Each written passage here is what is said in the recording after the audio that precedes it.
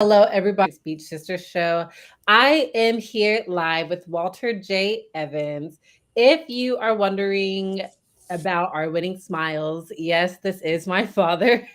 But he's also a very brilliant man, very wise when it comes to law enforcement. And give me a second, y'all. I have some emails coming through. All right. He's a very brilliant man in law enforcement. And unfortunately, we've been having some violences in workplace settings. I know a lot of us have heard about what happened in St. Francis here in Tulsa, Oklahoma, our state, and what happened in Uvalde, and even just going all the way back to Columbine. But they're happening a lot more frequently. So, as speech pathologists or service providers and educators listening to this, we're not very well trained. Yes, we might go through drills, but we're not exactly trained on exactly what to do. We're just taught to, what's the term, Dad? Run, hide, and fight. Run, hide, and fight. But what exactly does that mean? So I wanted to bring him on here so that way he can give us some details in the rundown. Before we get started, I do just want to have a trigger warning statement because we will be using words like active shooter and workplace violence. And some people may have actually gone through these traumatic experiences. So we do appreciate your patience in advance with this. And at the same time, we're very excited to be sharing this with the community. All right, Dad, I'll let you go ahead. Hi, how are you?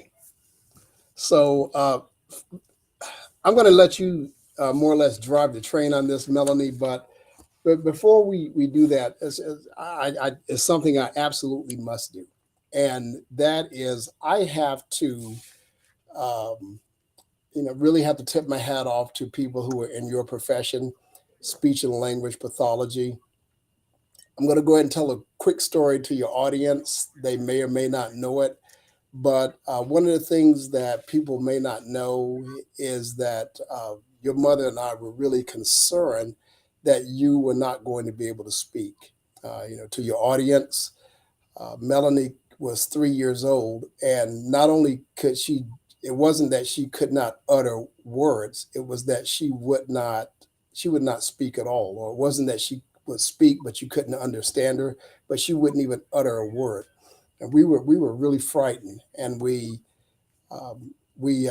sent her to a speech and language pathologist, and within a short period of time, this lady worked miracles. And the same thing with my granddaughter, Melanie's niece. Same thing. Was 5 or 6 years old, and she would speak, but you could not understand a thing that she would say. And again, took her to a speech and language pathologist. So all of you are miracle workers, and I think the world is a much better place because of you. So I just wanted to give you a shout out and tip my hat to you. Well, thank you, Dad. I'm sure a lot of us are happy to hear that. And y'all, he's not just saying that because he's my dad. He means it. I always say I wish that he still had the IEP that I had when I was a kid because even though I joined the profession, I didn't even think about joining the profession until college. I didn't reference it to my own experience with a speech language pathologist. So it is one of my favorite victory stories, so to speak, to tell clients who are nervous about putting their kids in speech therapy. So, Dad, would you go ahead and introduce yourself to the audience?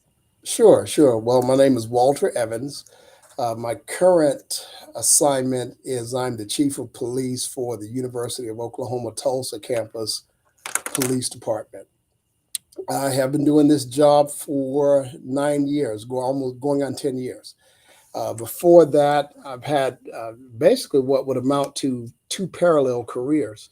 And just to give you some of my background, I started out uh, going to college just like everybody, but because I had so many financial difficulties as a younger person, I dropped out of college and joined the Army for 4 years. And after my Army career was over, I was going to go back to college to finish my last year, but I was still broke. So one of the things that I did was I joined the Oklahoma Army National Guard to help supplement my income. And because, and of course, since I had 3 years of college, they said, well, listen, you really need to join our officer training program. So I joined the officer training program. I was planning on only staying in the military another 2 or 3 years, but it ended up being a 23-year career.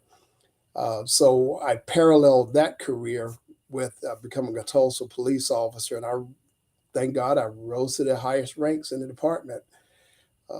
Commanded a lot of some very large divisions. I retired and became the chief of police for OU Tulsa. Well, thank you, Dad, for all you do. That does bring me to my next question. What is your why? What got you started in the profession, or really, why did you keep going with it? What motivates you to get up and go to work every day? I have a heart for service, and that might sound sort of corny to some people, but I can attribute that to your grandmother. My mother was a very service oriented type of woman. She would give you the shirt off of her back. She would work to her own detriment in order to take care of other people. I do not have the kind of drive that she had, but I can say some of that rubbed off on me. So the police profession and the United States military, those are service professions. I never really got hooked into the power trip thing, or as some people do, or the prestige. Even though there's quite a bit of prestige with being in this noble profession, those are not my motivators. My biggest motivator was that it gave me an opportunity to give back to people. I always say that, as for me, I'm just truly blessed that I've had an opportunity to be a part of something that's much bigger than myself, and so that's what motivates me to get up every day, because there are challenges just like everything else. And I hear Duke and Chief are they're trying to get your attention. Yes, yes. So I'm gonna put it on mute when you talk, because yeah. Well, thank you for that, Dad. It, definitely not corny to us. We all join the field and really stay in the field because of our service hearts, because it's not an easy job. And I know that just watching you growing up, you have not had an easy job whatsoever. I know that one of your champion moments in your career, which I know your humble heart wouldn't consider a champion moment just because it's a bit of a tragedy, but you really got to catch what do you call them? The Good Friday shooters. Yes, the Good Friday shootings. Yeah, so you got to, I didn't want to call them enemies. I don't know what the correct term is in your field. We would call them assailants. Assailants. Okay. Yes. Could you tell us a little bit about that? Just like a brief background on that moment. Sure, sure. This was I believe it was in 2012, I believe it was, and we had over the Easter holiday. At that time, I was the commander for the detective division, and over the Easter holiday on Good Friday, we had two white supremacists who went into the black community and started murdering black people. They shot and killed one, and then very shortly after that, they shot two others, but they didn't kill them. And then they shot and killed two more people after that. And I guess they decided their work for the night was done. The community was in an uproar. Our detectives were on the case, and we were a little bit disorganized. So the chief at the time called me and said, I want you to stand up a multi jurisdictional task force and organize this. So that's exactly what I did. So I was the task force commander. We organized it. And one of the things that I did that we had not done was I set up an intelligence unit, and I pulled all of our intelligence officers from all over the city and created one intelligence unit. And these guys are the best of the best. And they were able to drill down all the data to basically determine where these guys were located. And just to make a long story short, they found them very quickly. And then we were able to effect an arrest on them. So uh, you see that show 48 hours, we literally caught those guys in just under 48 hours. What a blessing to the victims' families too that you were able to catch them as soon as possible. Because I do remember the Tulsa community was very afraid, especially the North Tulsa community was very afraid with those guys on the loose. So thank you for that. You're So let's welcome. get into the nitty gritty of the episode and why we are here. So when we talk about workplace and school violences, what would you say is the first thing that speech pathologists should have in mind? Well, one of the things with speech pathologists, whether you're going to be in a school setting, whether you're going to be in a clinical setting, whether you are a professor at a university, all of those things, understand this, that all of these settings are what we call soft targets. So let's take where I work, for example. We are in a university setting. It's very large, it's very open.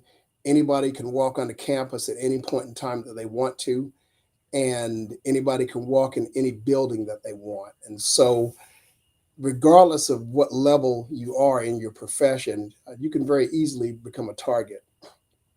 But one of the things that I've noticed in watching you and the work that you've done for the past couple of years, you work in a K-12 setting quite a bit, or you've worked in a K-12 setting. And in those settings, there are a lot of opportunities to basically recognize the warning signs of a of an attack that is about to take place, and there's plenty of opportunities to stop it before it happens. You don't have to be a trained law enforcement official, but the FBI has done a tremendous amount of research, and so has the United States Secret Service, to determine different ways you can avert attacks in schools. The biggest thing and the common denominator to all of this is a term that we refer to as leakage. And what leakage is when you are dealing with a student, for example, those students will start to trust you because you are really invested into their lives.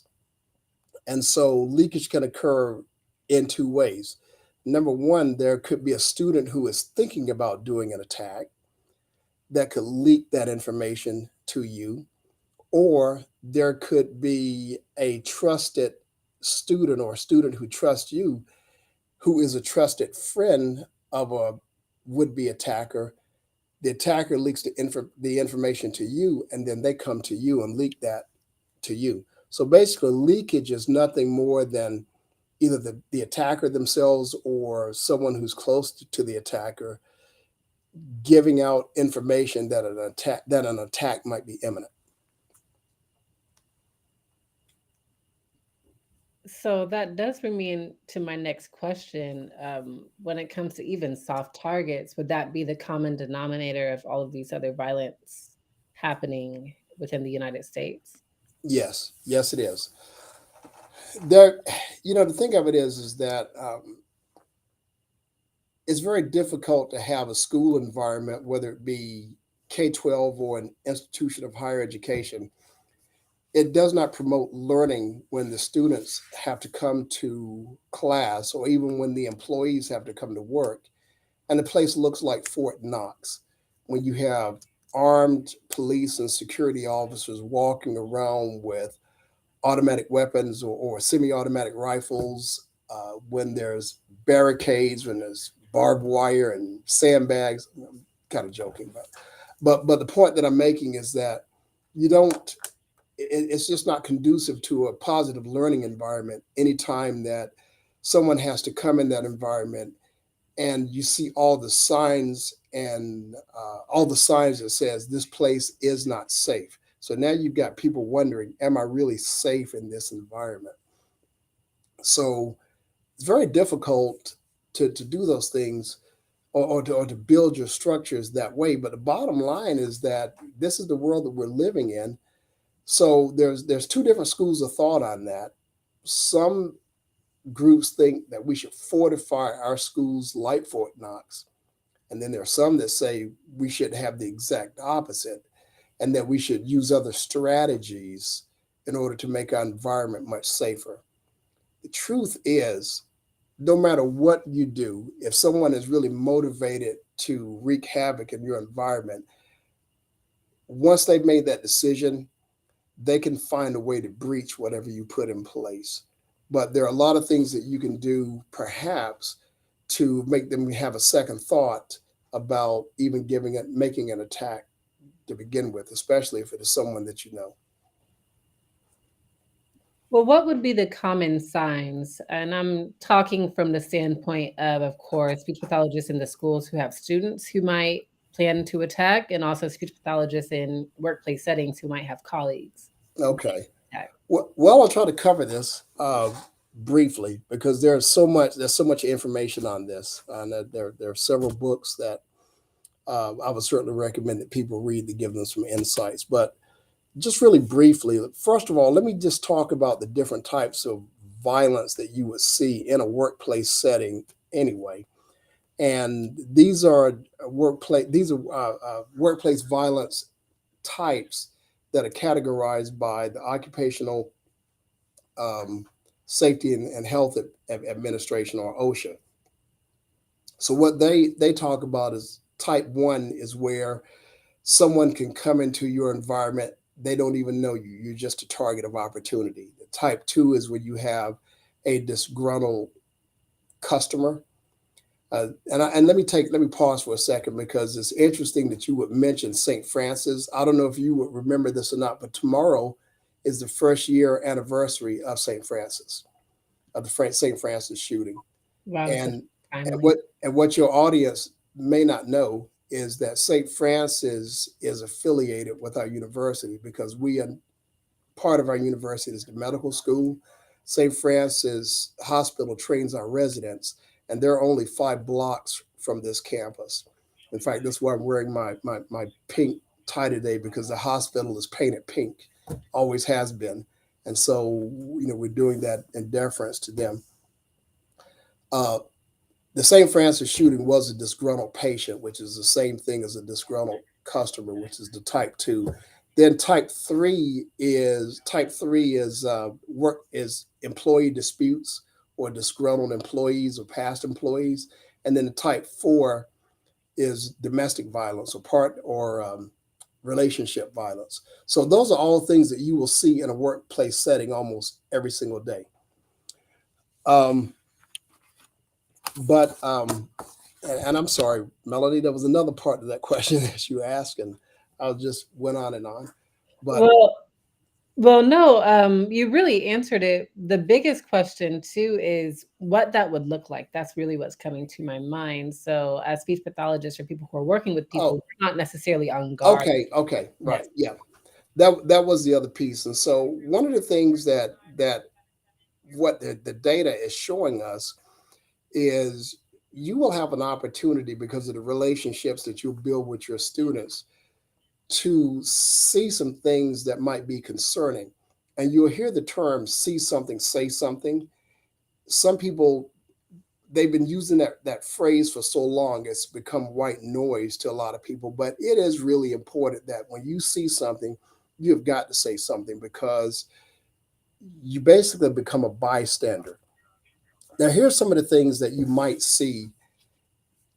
Any one of these things by itself might not mean a whole lot, but if you combine it with a lot of other things, it gives an opportunity for it gives an opportunity for more skilled and more trained people to take a harder look at it. So, for example, if you have a student who is experiencing trauma at home and they talk about the trauma at home, or if you see a student that has a written work assignment and in that work assignment is very deranged or it talks about violence or it talks about or if those writings or the conversations say things that show an interest in things like former mass shootings or hurting other people, uh, those types of things. If you see or hear your students start to show a great deal of interest in firearms, those are red flags.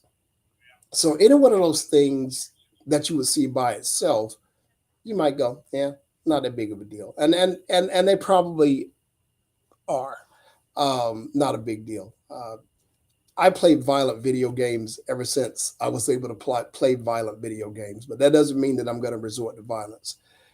So, because you have a student that has an interest in call to duty, that does not mean that they are going to go out and commit a mass shooting. But when you start to combine all these things and then they start talking about specific things, now it's time to say something. Many schools, um, many communities, and especially in the university settings, will have threat management teams. And so your job as an employee of the school or the staff member is to speak to a responsible person who might be a member of the threat management team, and they will build a case so that they can perhaps intervene. Now, the end goal, and especially when it comes to students, the end goal is never to throw them in jail. The end goal is for them to graduate and be productive members of society. And if they're having some issues that might make them do violent acts, we have to intervene. We'd be remiss if we did not intervene with that. I really appreciate how you said that the goal isn't to throw them away, put them away, so to speak, but to make sure that they become active members of of society, and even in a way intervene as rehab for them. Just because from a clinical perspective, I'm thinking, first of all, if you're seeing these children going through them, I have one particular student in mind now. I wouldn't, I'd be nervous to call the cops or anything on him because I know what's going on at home. So instead, it would be wise to at least send him to the counselor or have an interdisciplinary team approach rather than just going straight to the police. Would you agree with that? Oh, absolutely. Absolutely. Law enforcement has its purpose, but we should be about, I would say about 99% of the time, we should be the in case of trouble, break glass kind of group. Mm. There are, we should never be the first result unless everyone is in imminent danger, which generally that's not going to be the case. And let me explain to you what the FBI and the Secret Service and the Association of Threat Management Professionals and a lot of behavioral scientists talk about pathways. And one of the things that they talk about is the pathway to violence. And so it's, if you can envision it being a stair step, that people don't just snap, but there's actually a series of things that they go through that makes them get to the point of where they want to commit a violent act. Well, the thing of it is that if you can think of it as a stair step with about 6 steps, steps one, two, three, and maybe up to four, in those different steps, there's plenty of opportunities to intervene and to make that person whole. Law enforcement generally should not be directly involved until step five or maybe step six for certainly. My point being, if you introduce law enforcement at step one, it probably will not work. It will be counterproductive. So we should always be there to use the tools and resources that we have to kind of help the multidisciplinary team have a much better picture of what they're dealing with. But law enforcement first um, should never be the first response, so to speak, unless there is imminent danger. Well, I know when we were talking a bit about this, you did have some specific strategies that I really want the audience to know. And forgive me, you're going to have to remind me. There was run, fight, and hide, right? Well, it's Okay, run, hide, and fight. run, hide, fight. And so you had the other one. Then the other one is evaluation, mitigation, preparation. Well, that was something that I developed. That was something that I developed as I was trying to think of a way to train people on how to take a before, during, and after approach. because run, hide, fight is in the during stage. That's when the fight, so to speak, is underway.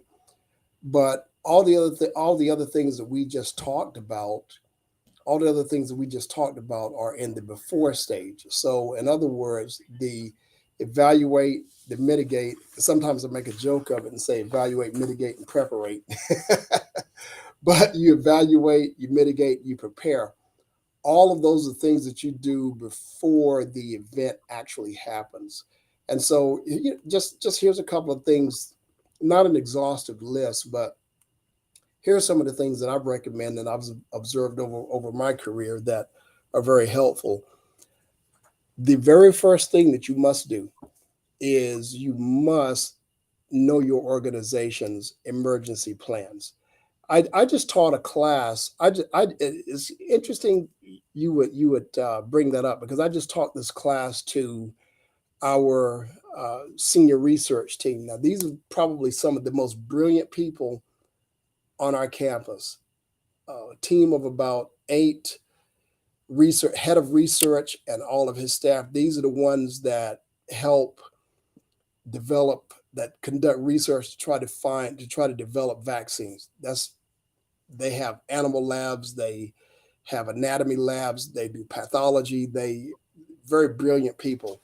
I taught active shooter response and that strategy that we're talking about now. I taught this to them yesterday, and one of the first things I asked, I said, "How many of you have read? How many of you have read the? How many of you read our emergency response plan for the university?" Not one raises his hand. Not one. Head of research, who is probably one of the most brilliant guys that I know, and he was telling me all this stuff about how the brain works and all of this. Even he didn't take time to read it because people are busy. But when the event happens, you don't have time to read a book. So what you have to do is first of all understand what your organization wants you to do in those situations. Then the next thing that you have to do is that if you see gaps in the plans, if you see things in your physical spaces or your physical structures not uh, that would not help you survive an attack, then you need to fix those things. Whatever you can fix on your own, you fix on your own. Whatever you have to refer to your higher organization, facilities, maintenance, whatever, you have to have them fix those things. And I'll give you a good example is like Uvalde. Mhm. The reason that people were able to get into Uvalde was because of an open door. Now everybody knew that door was open. Lots of people knew that door was open, but no one did anything about it. Somebody should have called facilities right then and said, "Hey, could you come and lock this door? Or if the lock were broken, could you replace this lock?" Same thing for those in your audience who are in higher education. Some of them may or may not know about uh, the Department of Education has this thing that is called the Cleary Law. It's based on the Cleary Act. And this is based on a young girl in Lehigh University named Jean Cleary in 1986. That was a door that was propped open, and a young man sneaked in there and sexually assaulted her and murdered her. And so now the whole world for higher education has changed because of that one incident when it could have been resolved by just somebody saying, keep this door locked. So those are things that you do to mitigate some of the risk. And finally, you got to prepare. You always have to put your mind through the what if.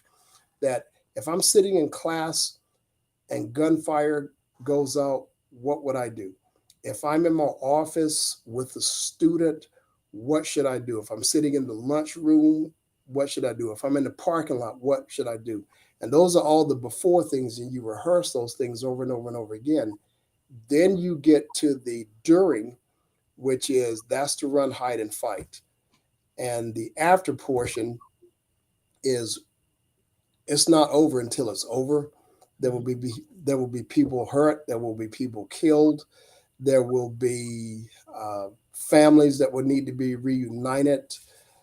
The building is that you work in every single day will be shut down while they're conducting the investigation. And even after the investigation is over, nobody's who's going to want to go in that building until it is renovated, all the bullet holes removed, all the blood spatter clean, all of those different things. And so you have to be a part of that. You have to be a part of that process even after the last round is fired.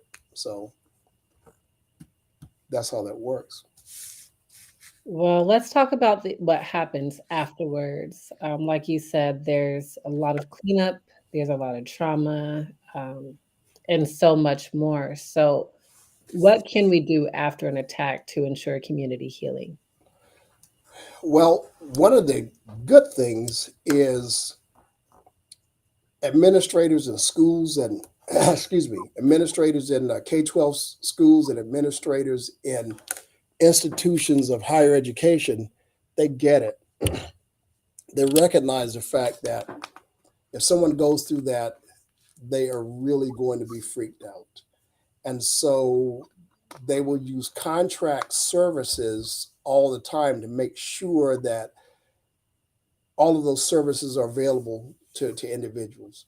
Case in point, what happened at St. Francis did not happen on our campus, but it was 5 blocks away. And many of those individuals, many people, many of the physicians on our campus worked directly with two of the physicians that were killed. And so what we did was that we offered a lot of services, counseling and therapy and all of that to try to make those people be whole again. Those are things that would certainly be available to them. There would definitely be a change in operation. One of the things that we did was because it was such a traumatic event. And I would tell you, I applaud the dean of our medical school for what he did, and I was actually involved in it. A couple of days, about 2 days after the shooting, we went into this big auditorium, and that place was packed. We piped in Oklahoma City as well because half of our medical school is in Oklahoma City, and the other half is in Tulsa. Had a huge audience in Oklahoma City. And we talked about that event. There was a panel with myself, with the dean of the medical school, with someone from our risk management department, the dean of students, and it was one other person, and somebody from our legal team, I think it was. And so what we did was we set up a panel and we talked about different things, but we had a big question and answer session. And this thing went on for about 90 minutes. I was just amazed. It was well attended. And not only that, but there was just so doggone many questions that were asked because people were concerned about their safety, but they were also concerned about their colleagues. And so they gave us an opportunity uh, to try to be part of the healing process. And I actually found out later on that that was very effective.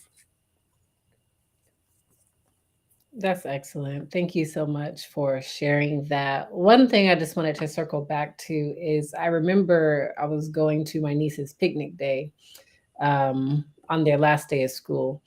And I noticed even though there are these things happening around the country, especially sadly in elementary schools of all places, the school was very unsecure. Anybody could have walked in. Anybody could have come to the playground, walked into the playground, walked into the school.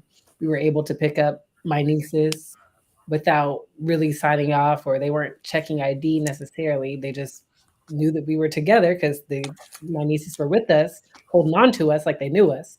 Um, and so, what can you say to school officials on ways that we can move forward and just other changes that you would like to see moving forward in this country when it comes to that? Well, I always say train and train without ceasing. And the reason that I say that is because of my military background. I when I was in the army, especially when I was on active duty, That's all we did. I served during the Cold War, and we were always afraid that we were going to get nuked by the Russians.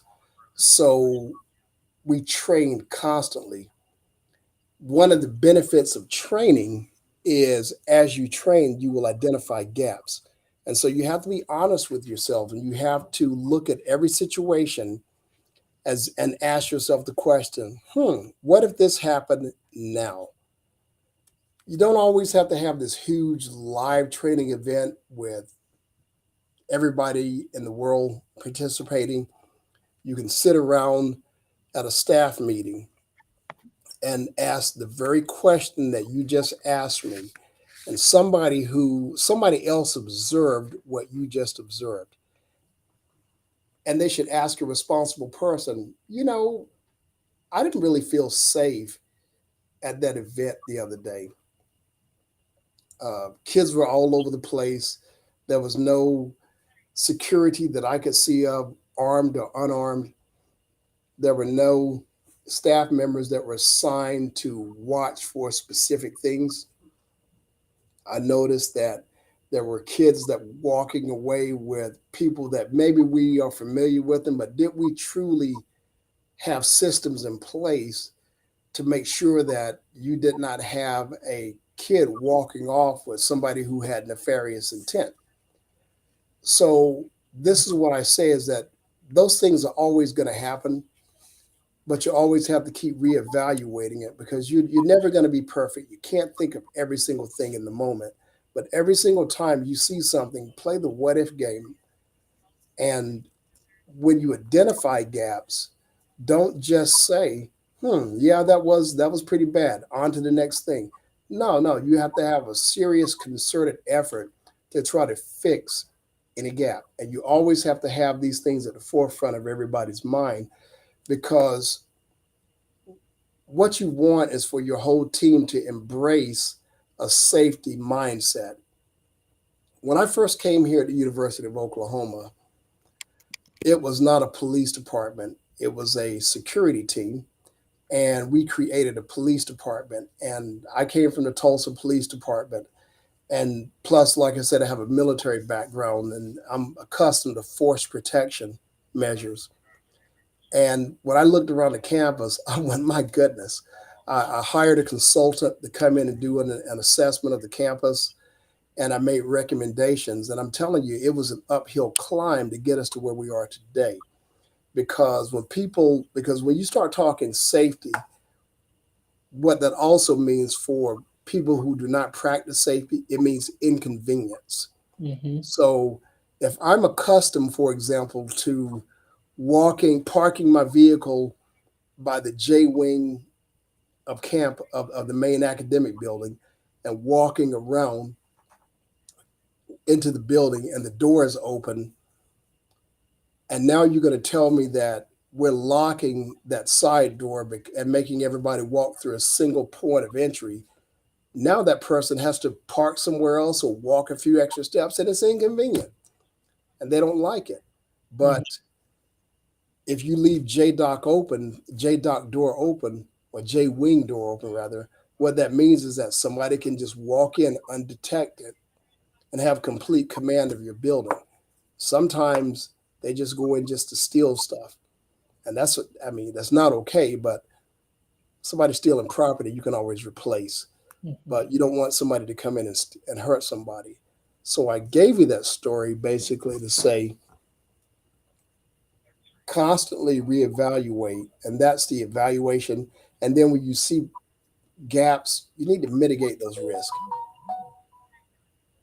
Well, thank you so much, Dad, for sharing this information with the speech community. I know that this isn't, like I said, this is not something that we just typically think about or study in our profession.